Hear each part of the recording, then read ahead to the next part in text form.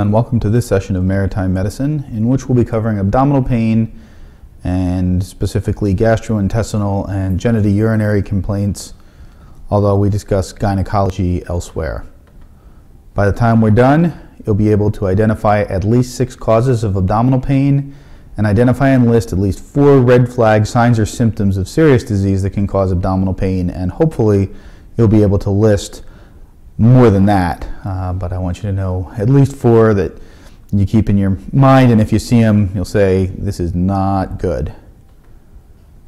So understanding abdominal pain really comes down to understanding that it is incredibly difficult to diagnose what's going on in a patient with abdominal pain. The word abdomen comes from the Greek, and it can be translated into either cavity of mystery or cavity that conceals, and in medicine we certainly feel that way. Depending on where you are in your respiratory cycle, you've got basically abdominal cavity almost as high as your nipple line down to the very bottom of your pelvis or your mid-thighs.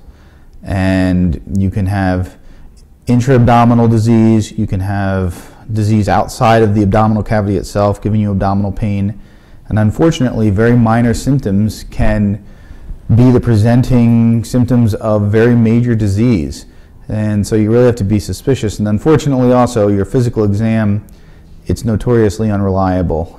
Someone can have a fairly unremarkable exam, and we cover the chest and abdominal exam elsewhere, and still have pretty significant disease. So there is another anatomy review of the abdomen that's CT guided in the series of presentations that I have, and I would advise you to look there. But just as sort of a brief reminder, here is the abdominal cavity in general connected to the thoracic cavity. So these black areas here are actually lungs. We're still in the chest here, but anteriorly we're actually down in the abdomen. Here's your liver, your stomach. This is your aorta, big blood vessel going down the artery, vena cava going back. Cut down a little bit lower, you can still see some lung in the back here, aorta, vena cava, liver, gallbladder, bowel, and the whiteness of the bowel is the contrast material that we have patients drink that highlights the bowel. You can see the spleen coming in the back. You've got the pancreas. You can sort of see through the middle there. Go down lower, pancreas, bowel, tip of the liver, tip of the spleen, kidney, tube coming out, blood vessels coming into the kidney. You have the ureter coming out as well. This is your vertebrae of your spine back here. And this is all abdominal wall. This is fat. The actual cavity is right here, peritoneal cavity, and then the rest of this is fat around it. Getting down further to the pelvis, you can see bone here. This is the bladder. Back here is the rectum. And there's not a lot of space in there. This bladder is pretty full as well. So this is looking from the front. Lung, liver, gallbladder, bowel, and the bowel is connected to the back of the abdominal cavity by your mesentery. That's where the blood flow comes in. That's where all the nutrients go out. And so the bowel doesn't just flop around loosely in the abdomen. It's attached sort of like it's on a fan. If you think of a paper fan, and the bottom of the paper fan is attached to the bowel or to the abdominal cavity wall, and the top of the paper fan, the bowel runs along that. So going back a little bit further, the aorta, the iliac arteries, you can still see the liver, you can still see the gallbladder, and here is the urinary bladder, and you can see the pelvic bones.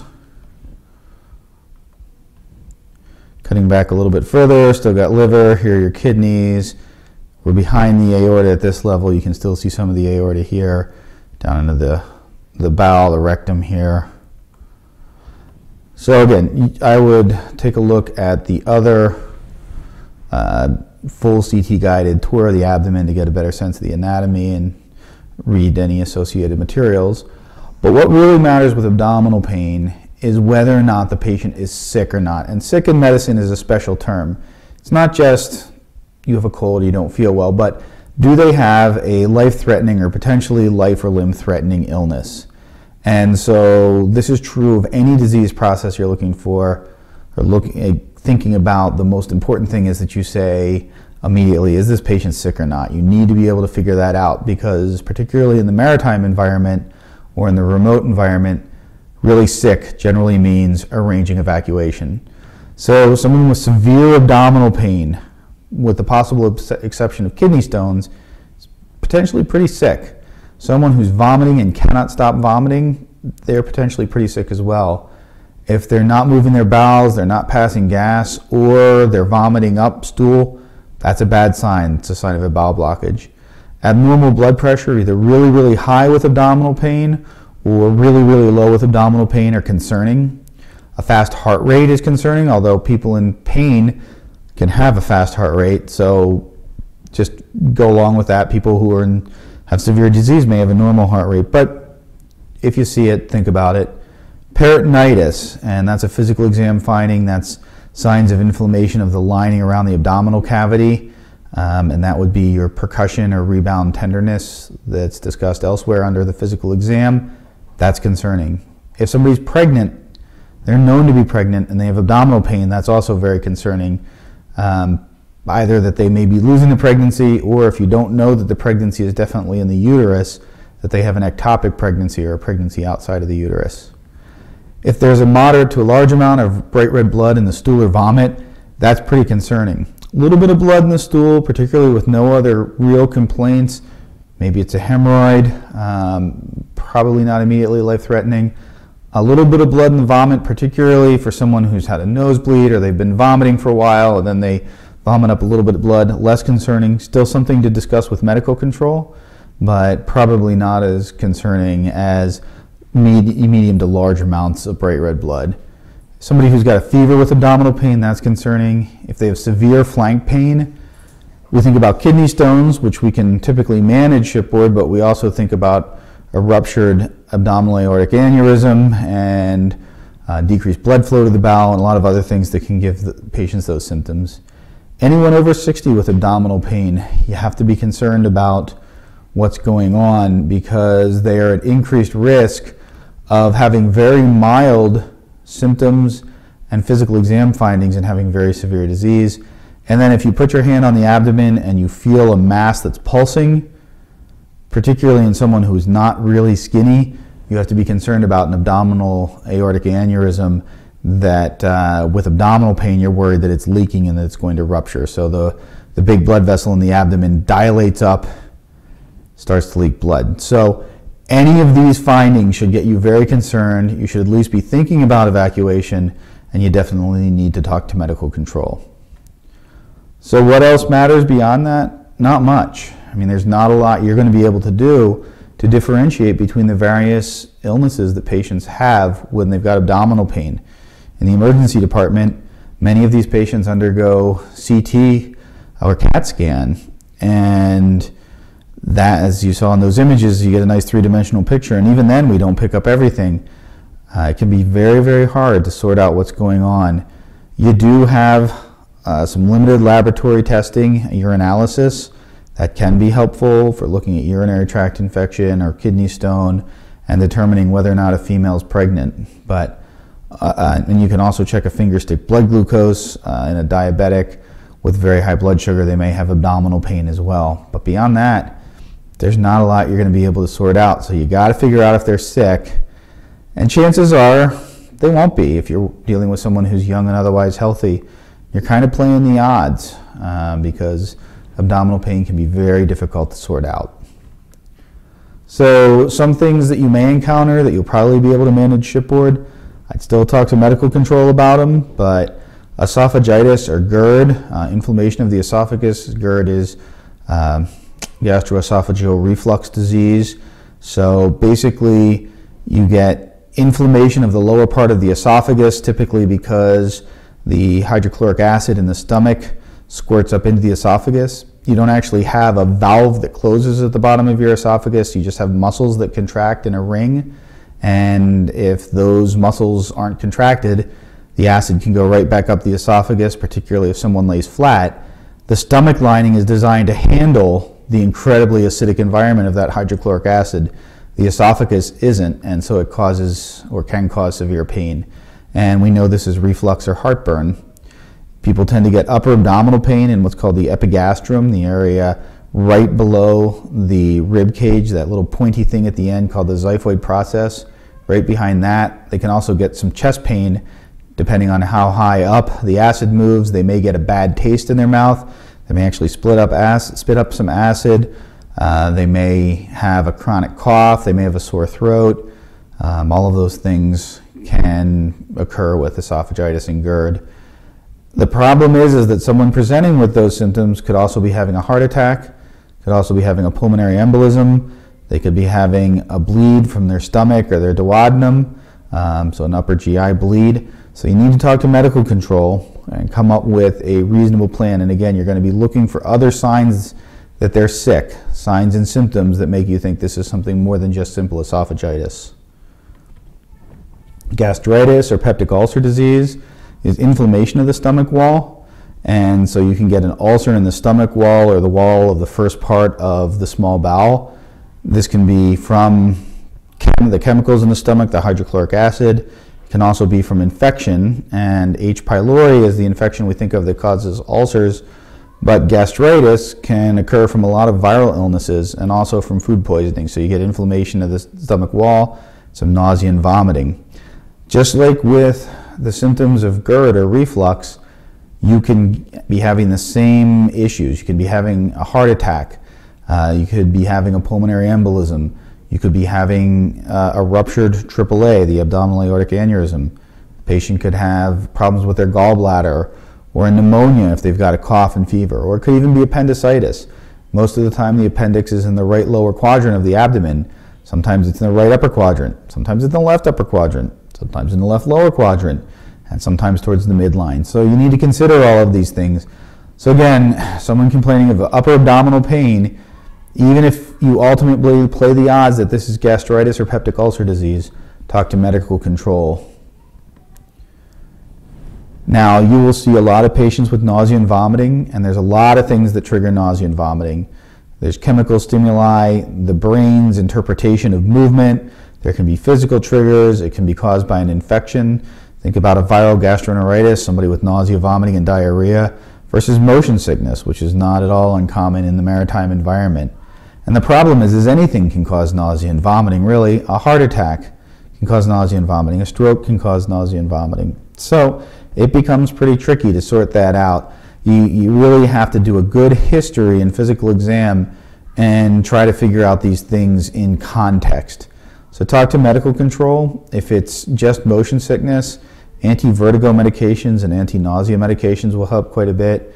If it's gastroenteritis, a viral inflammation of the stomach and the bowel, or even just the stomach, you can get a viral gastritis that causes nausea and vomiting. Anti-vertigo medications may help. Anti-nausea medications will help. And fluids to keep the patient hydrated, either orally if they can tolerate it, particularly after the anti-nausea medicine, or by IV if they need it. Hepatitis is inflammation of the liver. Typically we think of acute hepatitis. It can be chronic, and it can be from infection like hepatitis A, B, C, D, echo. It can be caused by chemicals, so drink alcohol, you get an alcoholic hepatitis. It can be caused by obstruction by gallstones, and so everything backs up into the liver. And hepatitis A, or toxic alcohol, or acetaminophen, Tylenol, are very common causes of hepatitis. So the presentation for an acute hepatitis is abdominal pain, typically in the right upper quadrant, although it can be more generalized, nausea and vomiting, and then when you look at the sclera, the whites of the eyes, they turn yellow, and the skin turns yellow. And the first place you're going to see that is underneath the tongue, so you have them lift their tongue up to the roof of the mouth. You can see the tissues under there start to turn yellow, and then it sort of generalizes. So contact medical control. You'll have to make a decision about evacuation. If this is someone with a fulminant, overwhelming hepatitis, without your liver, you die really quickly. And so if this is a Tylenol overdose, and now it looks like they've got a hepatitis, you need to get them off your ship, out of your remote environment as fast as you can. But if this is hepatitis A, an infectious hepatitis, and they just have some nausea and they're not feeling well, but they can keep down food and fluids, it may be something that can wait. One of the really concerning things would be somebody who has painless jaundice, so they don't have abdominal pain, but they've turned yellow. We always worry about pancreatic cancer with that, and so another concern for you.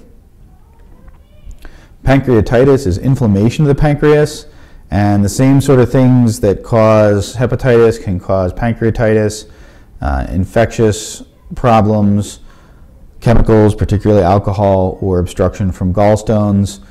So the liver, the gallbladder, and the pancreas all empty into the same duct that goes into your bowel, and the stuff that goes in there is some waste product, but also a lot of it is to help digest things.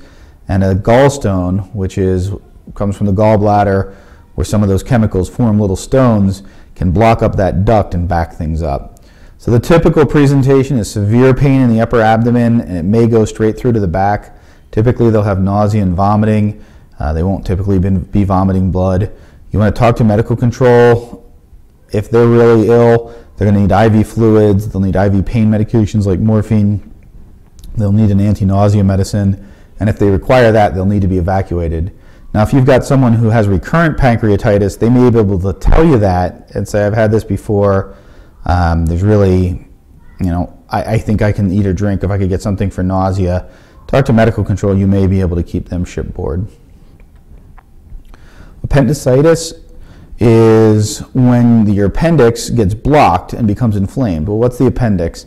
So where your small bowel joins up with your large bowel, which is usually in the right lower quadrant, there's a little pouch hanging off the bottom of that called the appendix. And there are some theories that holds bacteria that are important to your gut. So when you get a diarrheal illness and you wipe out all the bacteria in your colon, the bacteria that's in the appendix can go back in and repopulate your gut, because your whole GI system is full of bacteria. They help you digest food and help you to process waste. So that's one theory about why the appendix is there, but may or may not be true. The most important thing from your perspective is that if the appendix gets plugged up for any reason, now you've got bacteria contained in a little sac, and that's an abscess. And so it swells, and it may even rupture, pop and spill pus all over the inside of the abdomen. So the classic presentation is someone who has sort of this general abdominal pain around the belly button, and then as the disease progresses, they start to get nausea and vomiting, and they get a fever, and they have anorexia or a loss of appetite. And then as the appendix gets inflamed enough to start rubbing on the peritoneum, the lining of the abdominal cavity, they get localized signs in the right lower quadrant, and that's peritonitis. But the reality is any abdominal pain that's progressive could be appendicitis. And so you're going to need to do a good history and a good physical exam, and you're going to need to talk to medical control about these. If it's not clear what's going on, medical control may say, okay, why don't you give some IV fluids, something for nausea, let's keep an eye on the patient. This might just be a gastroenteritis. They may develop the diarrhea and the nausea in a couple hours. And if they don't and they're getting worse, then it's probably appendicitis. If it's really a classic story, so young, healthy male, pain around the belly button, then fever, nausea, vomiting, loss of appetite, and the pain all goes to the right lower quadrant, and when you tap on their heel or you tap on their abdomen, it causes them severe pain, that's high suspicion. Medical control may say IV fluids, IV pain medications, don't eat or drink anything, because A, that can worsen the pain, and B, as soon as they can, they need surgery.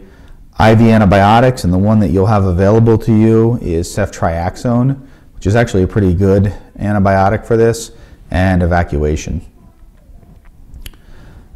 Diverticulitis is another interesting problem.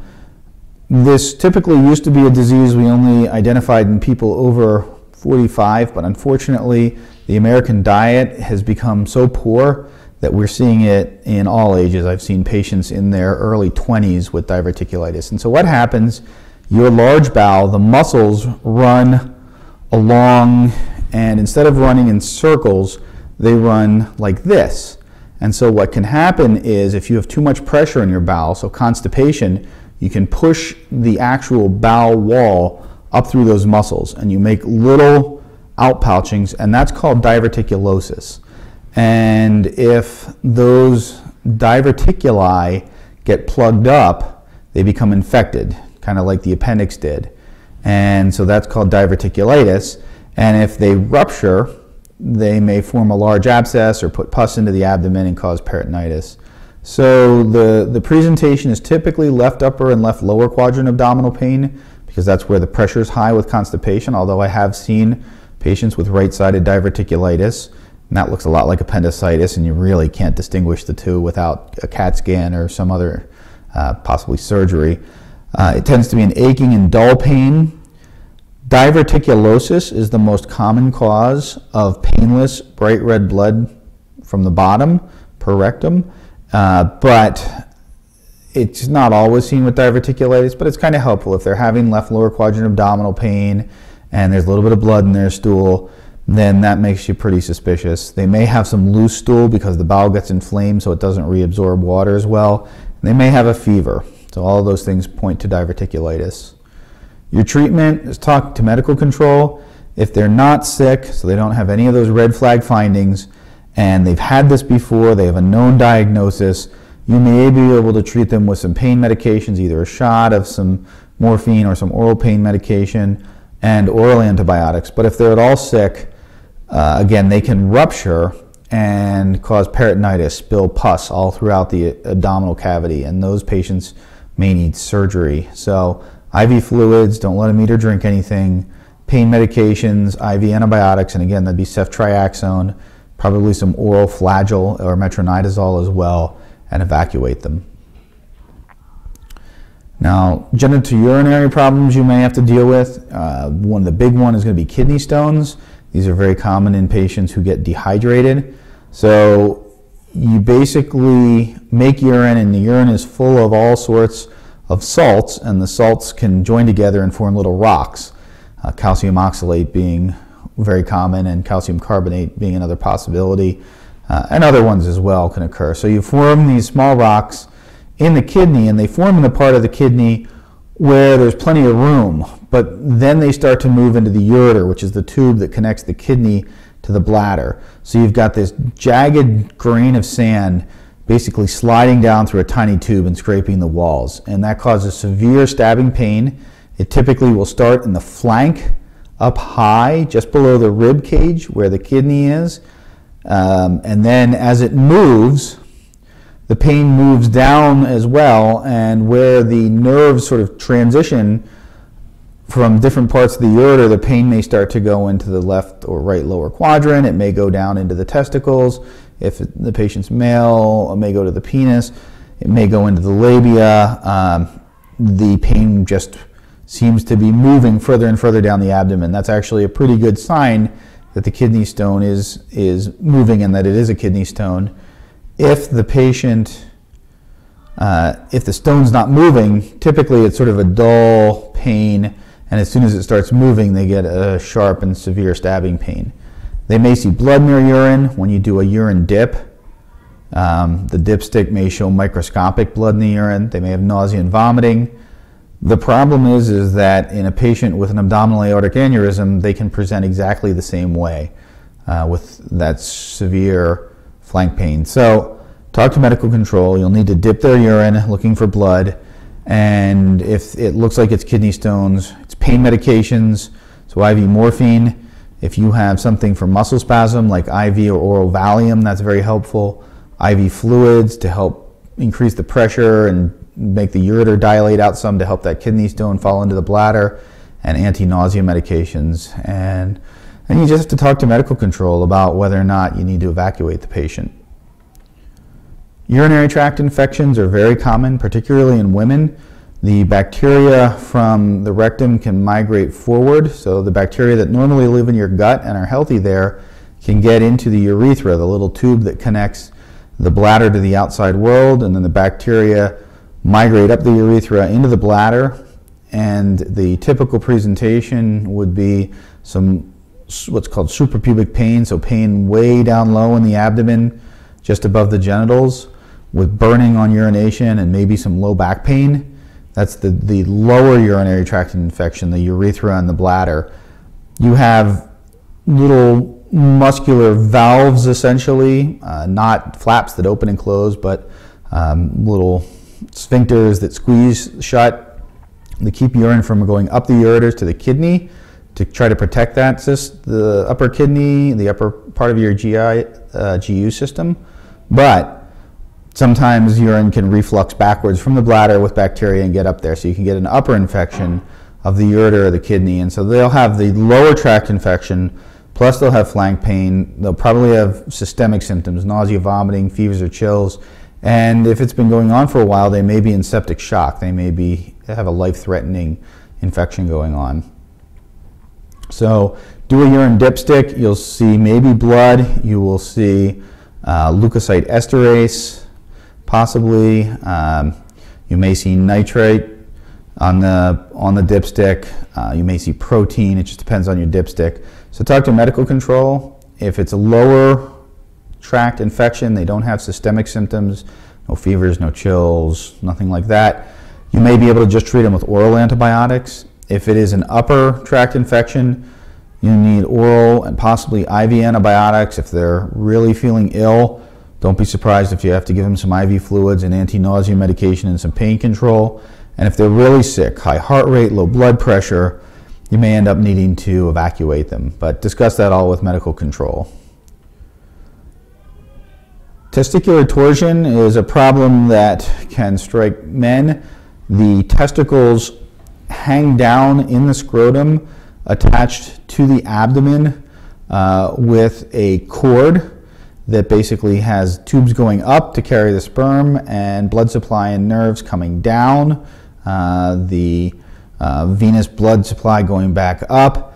And so those come in from above, and then typically the testicles are attached to the scrotum below, and that stabilizes them. But if that attachment isn't right, the testicle can kind of spin around on itself, and it can potentially cut off its own blood supply. This typically happens to adolescents and young adults. The testicle will die over 4 to 6 hours. Now, this doesn't affect fertility, but you don't want both testicles to die. What typically happens is either after trauma or no trauma, often following physical activity, your patient will get sudden severe testicular pain. On the examination, one of the testicles may look pulled up or twisted in an abnormal position. That's called an abnormal lie. And if you rub along the inside of the thigh, you elicit what's called the cremasteric reflex, where the testicles sort of get pulled up. You may have loss of that reflex. So talk to medical control. These patients need to be evacuated to get the testicles saved. They'll need surgical treatment, but if evacuation is going to be delayed, or even not necessarily, talk to medical control about how you untwist the testicles. And basically, it's like opening a book. So if you think about holding the testicles as if they were a book, you open, you're twisting them out. And you sometimes need to twist in, but usually they start by twisting in, and then you need to twist out to untwist them. But discuss that with medical control.